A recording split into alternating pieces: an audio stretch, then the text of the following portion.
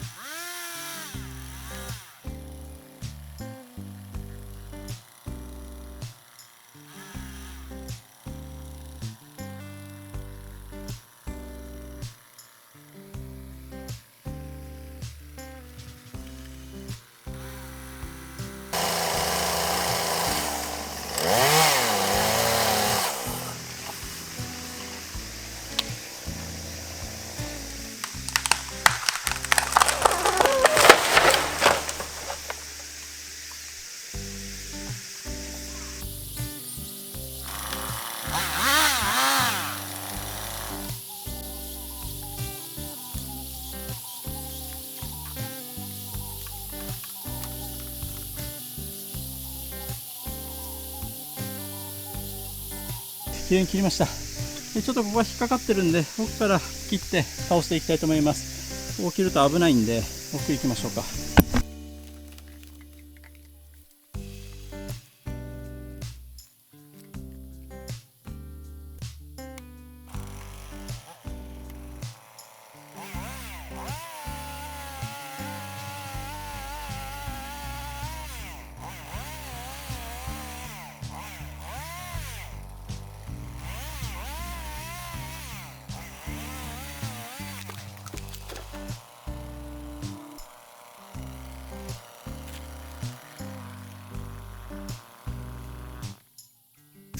よし、一旦倒しました。でこの杉の木を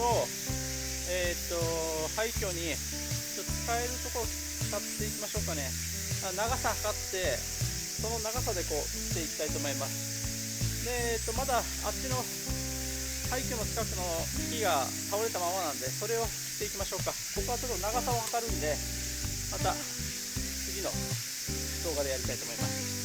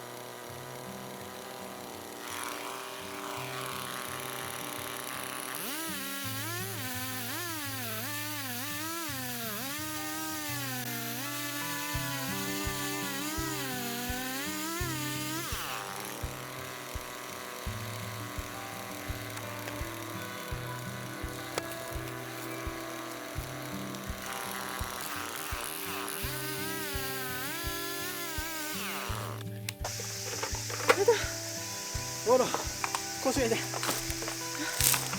ょっとまた休憩して続きはやりたいと思います。じゃあ休憩してきます。この木を切ろうと思うんですけど、これすごい難しいんですよ。こっちに倒れてて、ロープで引っ張ることができないんで、あっちに行けないんですよ、車が。だからもう上から、この早打ちを使って徐々に切っていこうかな。だから4メートルのはしごがあるんで、どっか落ちても多分大丈夫なところに、ここら辺とかかな。家だと切ったらこう落ちてくるもんな。こっちにかけて切るかなと思ってるんですよ。で、短くすればそこまで多分被害はないと思うんで、やるだけやってみましょうか。どうなるかわかんないんですけど、頑張ってみたいと思います。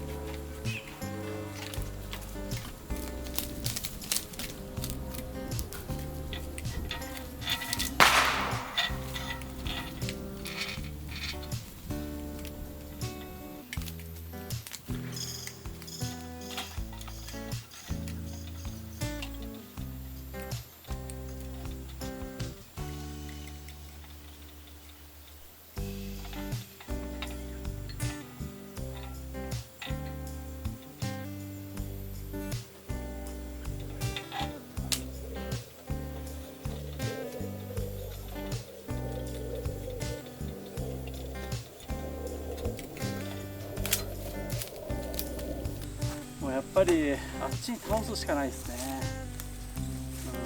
ロープで引っ張って倒す方法しかないな。危ないですね。一人じゃこれはやらない方がいいかな、はしごは。しかもで結構安定するかなと思ったんですけど、結構真ん中の部分がグラグラでちょっと怖いね。これで怪我しちゃいけないんで、ちょっとまたちょっと考えます。